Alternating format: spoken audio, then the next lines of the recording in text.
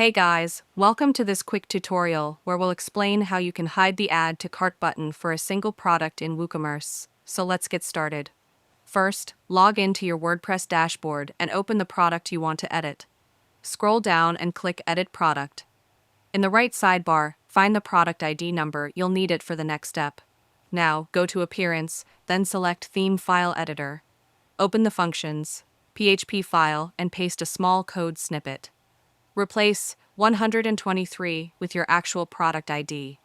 Once you've done that, click Update File, and when you refresh the product page, the Add to Cart button will disappear. If you prefer not to use code, you can install a plugin like WooCommerce Catalog Mode, which lets you hide Add to Cart buttons with just a few clicks. And that's it now, you know how to hide the Add to Cart button for a single product in WooCommerce. If you found this video helpful, consider giving it a like and subscribe for more quick tutorials like this.